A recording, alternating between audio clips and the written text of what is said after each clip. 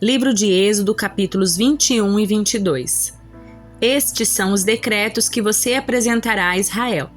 Se você comprar um escravo hebreu, ele não poderá servi-lo por mais de 6 anos. Liberte-o no 7º ano e de nada lhe deverá pela liberdade. Se ele era solteiro quando se tornou seu escravo, partirá solteiro.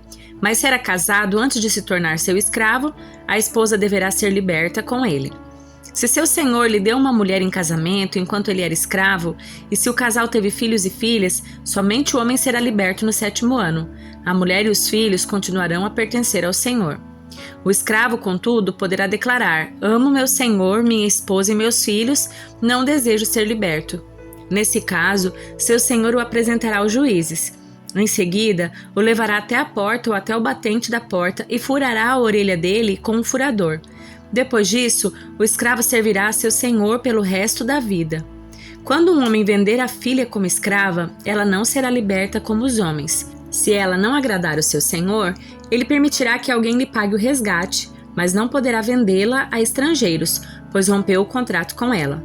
Mas se o senhor da escrava a entregar como mulher ao filho dele, não a tratará mais como escrava, mas sim como filha. Se um homem que se casou com uma escrava tomar para si outra esposa, não deverá descuidar dos direitos da primeira mulher com respeito à alimentação, vestuário e intimidade sexual. Se ele não cumprir alguma dessas obrigações, ela poderá sair livre sem pagar coisa alguma. Quem agredir e matar outra pessoa será executado.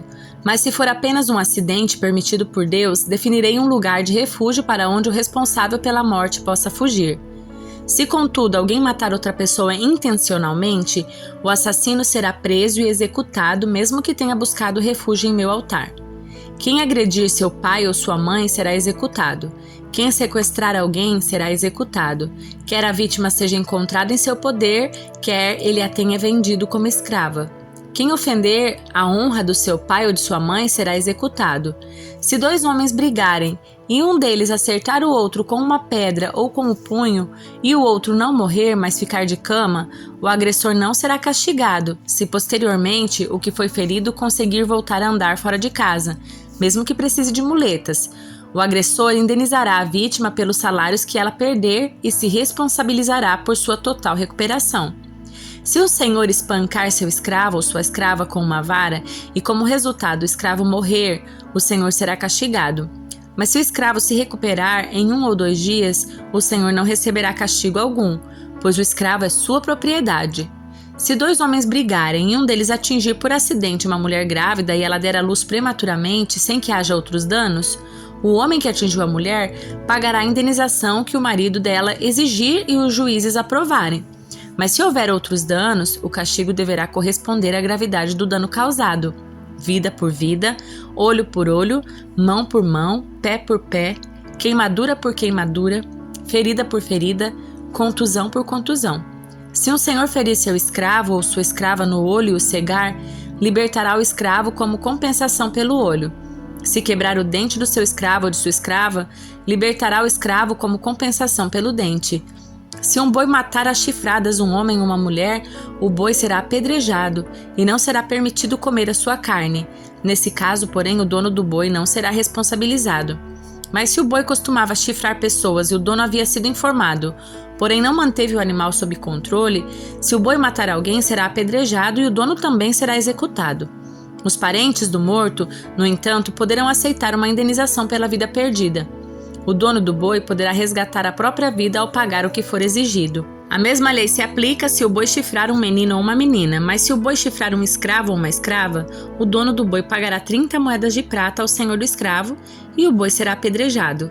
Se alguém cavar ou destampar um poço e um boi ou jumento cair dentro dele, o proprietário do poço indenizará totalmente o dono do animal, mas poderá ficar com o animal morto. Se o boi de alguém ferir o boi do vizinho e o animal ferido morrer, os 2 donos venderão o animal vivo e dividirão o dinheiro entre si em partes iguais. Também dividirão entre si o animal morto. Mas se o boi costumava chifrar e o dono não manteve o animal sob controle, o dono entregará um boi vivo como indenização pelo boi morto e poderá ficar com o animal morto. Se alguém roubar um boi ou uma ovelha e matar o animal ou vendê-lo, o ladrão pagará 5 bois para cada boi roubado e 4 ovelhas para cada ovelha roubada.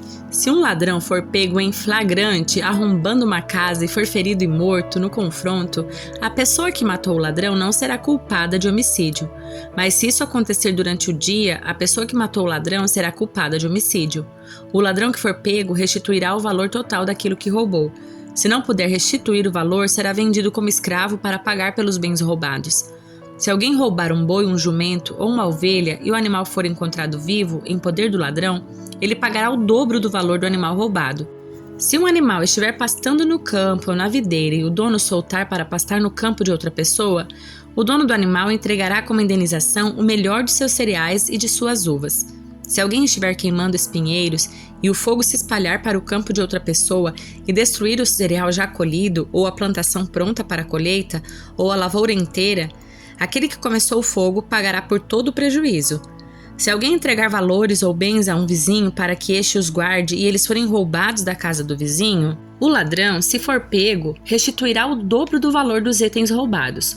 Mas, se o ladrão não for pego, o dono da casa comparecerá diante dos juízes para que se determine se foi ele quem roubou os bens.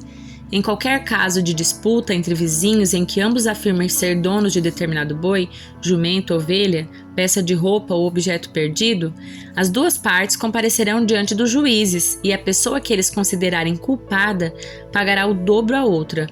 Se alguém deixar um jumento, um boi, uma ovelha ou outro animal sob os cuidados de outra pessoa e o animal morrer, for ferido ou levado embora e ninguém vir o que aconteceu, a pessoa que estava cuidando do animal fará diante do Senhor um juramento de que não roubou o animal. O dono aceitará o juramento e não será exigido pagamento algum. Mas se o animal for roubado do vizinho, ele indenizará o dono. Se tiver sido despedaçado por um animal selvagem, o que restou da carcaça será apresentado como prova e não será exigido pagamento algum. Se alguém pedir um animal emprestado ao vizinho e o animal for ferido ou morrer na ausência do dono, a pessoa que pediu o animal emprestado indenizará o dono totalmente. Mas se o dono estiver presente, não será exigido pagamento algum. Também não será exigida indenização alguma se o animal tiver sido alugado, pois o valor do aluguel cobrirá a perda. Se um homem seduzir uma moça virgem que não esteja comprometida e tiver relações sexuais com ela, pagará à família dela o preço costumeiro do dote e se casará com ela. Mas se o pai da moça não permitir o casamento, o homem lhe pagará o equivalente ao dote de uma virgem. Não deixe que a feiticeira viva. Quem tiver relações sexuais com um animal certamente será executado. Quem sacrificar a qualquer outro deus além do Senhor será destruído. Não maltrate nem oprima os estrangeiros. Lembre-se de que vocês também foram estrangeiros na terra do Egito. Não explore a viúva nem o órfão. Se você os explorar e eles clamarem a mim, certamente ouvirei seu clamor. Minha ira se acenderá contra você e o matarei pela espada. Então sua esposa ficará viúva e seus filhos ficarão órfãos. Se você emprestar dinheiro a alguém do meu povo que esteja necessitado, não cobre juros visando lucro, como fazem os credores. Se tomar a capa do seu próximo como garantia para um empréstimo, devolva antes do pôr do sol. Talvez a capa seja a única coberta que ele tem para se aquecer. Como poderá dormir sem ela? Se não a devolver e se o seu próximo pedir socorro a mim, eu o ouvirei, pois sou misericordioso. Não blasfeme contra Deus, nem amaldiçoe as autoridades do seu povo. Quando entregar as ofertas das colheitas, do vinho e do azeite, não retenha coisa alguma. Consagre a mim seu primeiro filho. Também entregue a mim os machos das primeiras crias das vacas, das ovelhas e das cabras. Deixe o animal com a mãe por 7 dias, e no 8º entregue-o a mim. Vocês serão meu povo santo, por isso não comam a carne de animais despedaçados e mortos por feras no campo. Joguem a carne para os cães. Livro de Provérbios, capítulo 18. Quem vive isolado se preocupa apenas consigo e rejeita todo bom senso. O tolo não se interessa pelo entendimento, só quer saber de expressar suas opiniões. A prática do mal resulta em desonra. O comportamento vergonhoso causa desprezo. Palavras sábias são como águas profundas, e sabedoria flui do sábio como riacho transbordante. Não é certo absolver o culpado nem negar a justiça ao inocente. As palavras do tolo o envolvem em brigas, ele pede para receber uma surra. A boca do tolo é sua ruína, ele cai na armadilha dos próprios lábios. Calúnias são petiscos saborosos que descem até o íntimo de quem ouve. Quem é relaxado em seu trabalho causa tanto estrago quanto aquele que destrói. O nome do Senhor é fortaleza segura. O justo corre para ele e fica protegido. O rico vê sua riqueza como uma cidade fortificada. Imagina que é uma muralha alta e segura. A arrogância precede a destruição. A humildade precede a honra. Falar sem antes ouvir os fatos é vergonhoso e insensato. O espírito da pessoa sustenta o corpo enfermo, mas quem pode suportar o espírito abatido? Quem tem discernimento está sempre pronto a aprender. Seus ouvidos estão abertos para o conhecimento. As portas se abrem para quem dá presentes. Eles dão acesso a pessoas importantes. Quem fala primeiro no tribunal parece ter razão, até que seu oponente comece a lhe fazer perguntas. Lançar sortes acaba com discussões e resolve contendas entre adversários poderosos. É mais difícil reconquistar um amigo ofendido que uma cidade fortificada. As discussões separam amigos como um portão trancado. As palavras sábias saciam como uma boa refeição. As palavras certas dão satisfação. A língua tem poder para trazer morte ou vida. Quem gosta de falar arcará com as consequências. O homem que encontra uma esposa encontra um bem precioso e recebe o favor do Senhor. O pobre suplica por misericórdia. O rico responde com insultos. Alguns que se dizem amigos destroem uns aos outros, mas o verdadeiro amigo é mais próximo que um irmão. Evangelho de Marcos, capítulo 8. Naqueles dias, outra grande multidão se reuniu e mais uma vez o povo ficou sem comida. Jesus chamou os discípulos e disse: Tenho compaixão dessa gente. Estão aqui comigo há 3 dias e não têm mais nada para comer. Se eu os mandar embora com fome, desmaiarão no caminho. Alguns vieram de longe. Os discípulos disseram: Como conseguiremos comida suficiente nesse lugar deserto para alimentá-los? Jesus perguntou: Quantos pães vocês têm? 7, responderam eles. Então Jesus mandou todo o povo sentar-se no chão, tomou os 7 pães, agradeceu a Deus e os partiu em pedaços. Em seguida entregou-os aos discípulos, que os distribuíram à multidão. Eles encontraram ainda alguns peixinhos. Jesus também os abençoou e mandou que os discípulos os distribuíssem. Todos comeram à vontade. Depois, os discípulos recolheram 7 cestos grandes com as sobras. Naquele dia, havia cerca de 4.000 homens na multidão. Após comerem, Jesus os mandou para casa. Em seguida, entrou com seus discípulos num barco e atravessou para a região de Dalmanuta. Alguns fariseus vieram ao encontro de Jesus e começaram a discutir com ele. Para pô-lo à prova, exigiram que lhes mostrasse um sinal do céu. Ao ouvir isso, Jesus suspirou profundamente e disse: Por que esse povo insiste em pedir um sinal? Eu lhes digo a verdade, não darei sinal algum aos homens dessa geração. Então ele os deixou, entrou de volta no barco e atravessou para o outro lado do mar. Os discípulos, porém, se esqueceram de levar comida. Tinham no barco apenas um pão. Enquanto atravessavam o mar, Jesus os advertiu: Fiquem atentos, tenham cuidado com o fermento dos fariseus e de Herodes. Os discípulos começaram a discutir entre si porque não tinham trazido pão. Ao saber do que estavam falando, Jesus disse: Por que discutem sobre a falta de pão? Ainda não sabem ou não entenderam? Seu coração está tão endurecido que não compreendem? Vocês têm olhos, mas não veem, têm ouvidos, mas não ouvem. Não se lembram de nada? Quando repartiu 5 pães entre os 5.000, quantos cestos cheios de sobra vocês recolheram? 12, responderam eles. E quando repartiu 7 pães entre os 4.000, quantos cestos grandes cheios de sobras vocês recolheram? 7, responderam. E vocês ainda não entendem? Perguntou. Quando chegaram a Betsaida, algumas pessoas trouxeram um cego a Jesus e lhe pediram que o tocasse.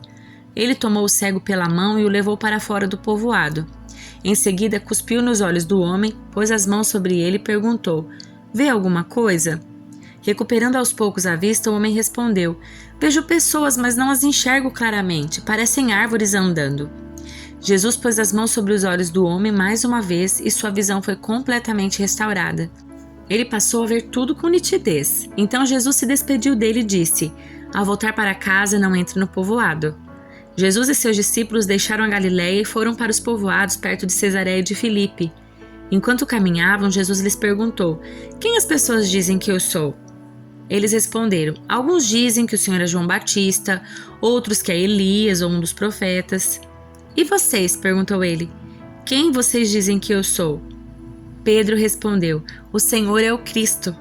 Mas Jesus os advertiu de que não falassem a ninguém a seu respeito. Então, Jesus começou a lhes ensinar que era necessário que o Filho do Homem sofresse muitas coisas e fosse rejeitado pelos líderes do povo, pelos principais sacerdotes e pelos mestres da lei. Seria morto, mas 3 dias depois ressuscitaria. Enquanto falava abertamente sobre isso com os discípulos, Pedro o chamou de lado e o repreendeu por dizer tais coisas. Jesus se virou, olhou para os seus discípulos e repreendeu Pedro. "Afaste-se de mim, Satanás", disse ele.